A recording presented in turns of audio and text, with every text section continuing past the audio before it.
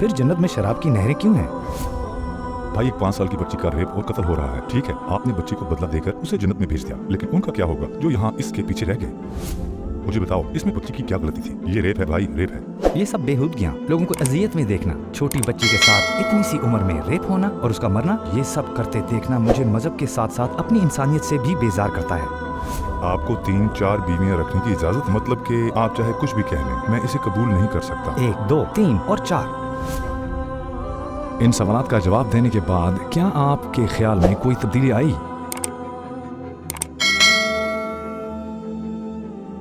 Hello सलाम भाई, आप क्या कर रहे हैं? जनाब, मैं काम कर रहा हूँ। मैं और मेरा दोस्त यहाँ चहलकदमी कर रहे थे। और आप दोनों साथ ही हैं गालिबन। आपका मजहब क्या है? मेरा मजहब, मैं इस कायनात के खालिक पर यकीन रखता हूँ, लेकिन इससे ज्यादा किसी चीज पर नहीं। आपने पहले ऐसा सोचना कब शुरू किया? क्या आप पहले मुसलमान थे? मैंने 17 साल की उम्र तक कुरान को शुरू से आखिर तक 2 मरतबा पढ़ लिया था। 17 साल की उम्र तक मैंने कभी जुमे की नमाज नहीं छोड़ी थी। एक दिन मैंने खबरों में कुछ देखा, एक 5 मंजिला अपार्टमेंट की निचली मंजिल पर एक फैमिली 3 बच्चों के साथ रहती थी। वो इमारत गिर गई, निचली मंजिल पर 2 बच्चे मर गए। इसके बाद मैंने सोचा कि अगर हम मुसलमान माशरे में रहते हैं, अगर हमारा खुदा रहम करने वाला है, तो फिर उसने इन बच्चों को कैसे मार दिया? खुदा ने उन्हें मरने और मलबे तले दफन क्यों होने दिया? तो आप ये पूछ रहे हैं क्या खुदा रहीम है? सबसे पहले तो हम मौत के बारे में क्या सोचते हैं? जब कोई मरता है तो हमें उसके साथ नाइंसाफी महसूस होती है। हालांकि अगर हम मौत को हमेशा की जिंदगी में दाखिले का एक दरवाजा समझे, जैसा कि इस्लाम भी यही कहता है, तो मौत उस दरवाजे से गुजरने के लिए सिर्फ एक टिकट की हैसियत रखती है। जब कोई बच्चा मरता है, चाहे किसी भी तरह से मरे, क्या होता है?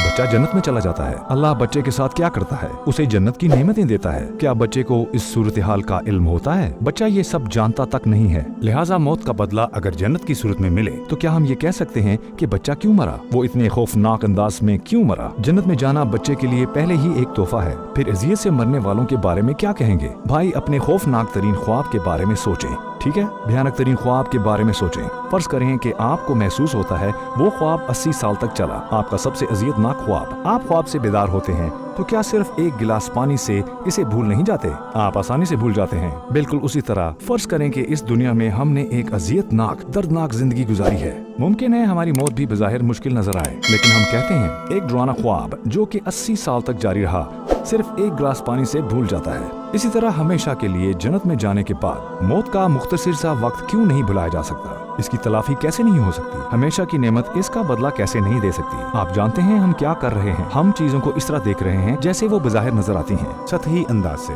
लेकिन जब आप इसके बारे में सोचते हैं तो हर चीज के पीछे आपको एक बड़ा पस मंजर नजर आता है। इससे कहीं ज्यादा नेमतें हो सकती हैं जो हम देखते हैं। हमें नहीं भूलना चाहिए कि दुनिया हिकमत की पैदावार है। भाई, एक 5 साल बच्ची का रेप और कत्ल किया जा रहा है, ठीक है, आपने बच्ची को जन्नत का तोहफा दे दिया, लेकिन फिर इसके पीछे रह जाने वालों के लिए असल सजा शुरू हो जाती है। किसे सजा मिल रही होती है?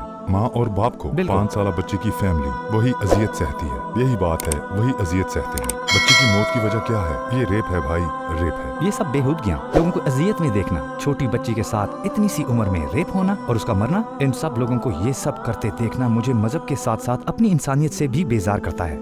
बुराई की तकलीफ बुरी नहीं है, बुराई का हसूल बुरा है। यानी फर्ज करें हमने छुरी इजाद की, ठीक है? हम छुरी क्यों इजाद करते हैं? तमाम लोगों के फायदे के लिए, ठीक है? अब फर्ज करें किसी ने ये छुरी दूसरे को मारने और उसे कत्ल करने के लिए इस्तेमाल की, तो क्या आप कह सकते हैं आपकी इस छुरी की इजाद ही बुरी है? नहीं भाई, आपकी जानिब से इसके इस्तेमाल का तरीका बुराई है। समझ गए?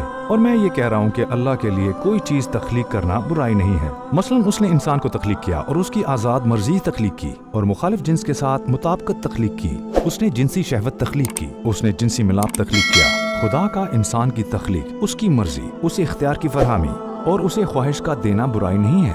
आपके इस्तेमाल का तरीका, उसे गैर इखलाकी रुख देना बुराई है, सिर्फ इसलिए कि किसी का तरीका इस्तेमाल बुरा था, है ना? क्योंकि कोई शख्स आया और उसने दूसरे को छुरी से मारा, तो हम ये नहीं कह सकते कि खालिक बुराई तख्लीक कर रहा है। हम यहाँ खालिक को बुराई का तख्लीककार नहीं कह सकते। अगर हम फैमिली पर पड़ने वाले बोझ पर बात करें, जैसे कि हमने कहा कि हर शख्स इम्तिहान से गुजर रहा है। कुछ लोग सब्र के इम्तिहान में हैं और कुछ लोग शुक्र के। कुछ लोग फैमिली के मामलात के हवाले से मुख्तलिफ आजमाइशों में हैं। इस दुनिया के वजूद का मकसद इन एहसासात और आजमाइशों के साथ लोगों का इम्तिहान लेना है। लेकिन जैसा कि हमने कहा, अगर आप किसी ऐसे ख्वाब से जागें जो आपके ख्याल में सालों तक जारी रहा हो, तो अगर एक पानी का गिलास हमारी सारी अजियत को खत्म कर देता है, जब हम जन्नत में उठेंगे तो इस दुनिया में से ही हमारी तमाम अजियतें भी खत्म हो जाएंगी। फर्ज करें एक डॉक्टर ऑपरेशन रूम में 1000 मरीजों को अजियत देता है, तो अब क्या हम मेडिकल साइंस को बदनाम करते हैं? नहीं, जरूरत के वक्त हम ऐसा करते भी हैं। नहीं, मेरा मतलब ये है कि क्या हम मेडिकल साइंस और मेडिकल की किताबों को बुरा भला कहते हैं? नहीं, किताबों को नहीं। यहाँ गलती इस डॉक्टर की है। मैं इस सूरत हाल को देखकर फौरन ये नहीं कह दूंगा कि सारे डॉक्टर बुरे होते हैं।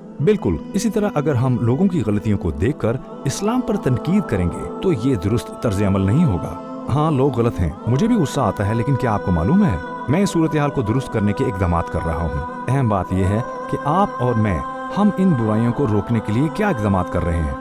हम लोगों को आगाही देने के लिए भागदौड़ करते हैं, वरना अगर हम उस शख्स की तरह हो जाएं जो मेडिकल की किताबों से ही मुंह मोड़ लेता है तो फिर हम किसी काम के नहीं रहेंगे, ना ही ये कोई दुरुस्त तर्ज अमल होगा। अस्सलामुअलैकुम भाई और बहनों, हमने देखा कि हमारे 80% व्यूवर्स बाशमूल इस वीडियो के हमारे चैनल के सब्सक्राइबर नहीं हैं। जैसा कि आप जानते हैं, हम एक गैर मुनाफा बख्श तंजीम है और हमारी वीडियोस पर इश्तिहारात गैर फाल हैं। लिहाजा हम सिर्फ इसलिए इसकी दरख्वास्त कर रहे हैं ताकि सच्चाई को फैलाया जा सके। ये एक छोटा सा अमल लगता है, लेकिन इंशाअल्लाह ये बहुत से लोगों के लिए रहनुमाई का जरिया बन सकता है। आइए अब सब्सक्राइब बटन पर क्लिक करें और मिलकर टुवर्ड्स इटर्निटी का हिस्सा बने। हाँ, अमवात होती हैं, लेकिन जैसा कि हमने कहा, बुराई का असूल बुरा है, लेकिन बुराई की तख्लीक बुरी नहीं है। मसलन खुदा ने आपको आजाद इख्तियार दिया है, आप लोगों को अच्छे कामों से आगाह कर सकते हो, ठीक है, क्योंकि खुदा ने हमें इंसान बनाया और हमें इख्तियार दिया। चूंकि खुदा ने हमें ये आला नेमत दी है, लिहाजा हम बदले में लोगों को भी कुछ दे सकते हैं और रहमदिली के हवाले से उन्हें बता सकते हैं। क्या हम इसे बुराई कह सकते हैं कि खुदा ने हमें ये अहलियत दी है? नहीं, हम नहीं कह सकते। अब अगर कोई शख्स आता है और अल्लाह की दी हुई इस नेमत को जाकर लोगों को कत्ल और जख्मी करने के लिए इस्तेमाल करता है, तो हमें ये सोचना चाहिए कि हम कैसे इन लोगों तक पहुँचें और किस तरह उन्हें दुरुस्त मालूमात पहुँचाएं। वरना जैसा कि हमने कहा, अगर हम इसे बराह रास्त इस्लाम से मुंसलिक करेंगे तो हम कुरान के अता करदा इल्म से इख्तलाफ करेंगे।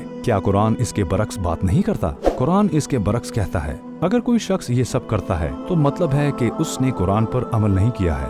मसलन क्या इस दुनिया में शराब हराम नहीं है? तो फिर जन्नत में शराब की नहरें क्यों हैं? हराम और हलाल का मामला अल्लाह की तरफ से है, जो किसी चीज को बुरा या अच्छा करार देता है। मसलन अगर अल्लाह फरमाता है कि फलां चीज हराम है तो वो हराम है, अगर वो कहता है हलाल है तो हलाल है। लिहाजा इसका ताल्लुक इस चीज के बुरा या अच्छे होने से नहीं है। चूँकि हम इम्तिहान गाह में और दुनिया में हैं, लिहाजा हमें लाजमन अपने जहनों को इस्तेमाल करना होगा।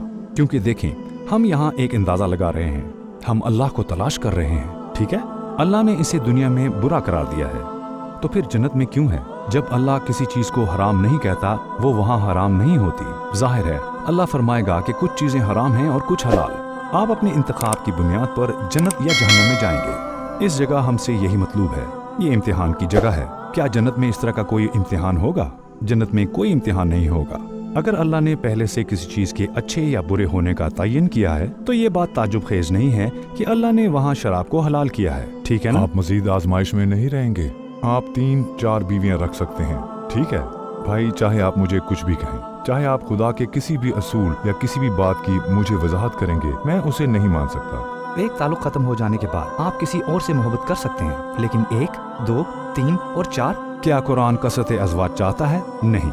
आयत का महफूम है आप 4 तक शादियां कर सकते हैं, लिहाजा ये कोई लाजम हुक्म नहीं है। इसमें सिर्फ 4 की हद मुकर्रर है। और अल्लाह ये भी फरमाता है, अगर तुम्हें इंशा हो कि इनके दरमियान अदल ना कर सकोगे तो फिर एक पर बस करो। क्या आप जानते हैं एक और आयत में क्या फरमाया गया है? और तुम्हारे लिए मुमकिन ही नहीं कि तुम औरतों के दरमियान पूरा इंसाफ कर सको, चाहे तुम इसके लिए कितने ही हरीस हो। तो कुरान दरअसल क्या कह रहा है? कुरान आपको एक शादी करने का कहता है। फिर अगली आयत है, दूसरी आयत क्या बताती है? आप 4 तक शादियां कर सकते हैं। और इसमें नुक्ते की बात क्या है? भाई, कुरान एक आलमगीर किताब है। अगर हालात के पेश नजर इस तरह की सूरत हाल पैदा हो जाए तो आदमी को ये मौका दिया गया है।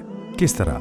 आलमी जंगें शुरू हो रही हैं, है ना? आलमी जंगों में कौन मरता है, मर्द या औरतें? आमतौर पर मर्द मर रहे हैं। मर्द मर रहे हैं। जब मर्द मरते हैं तो क्या होता है? औरतों की आबादी में बेतहाशा इजाफा हो रहा है। क्या आपको मालूम है इस सूरत हाल में क्या होता है?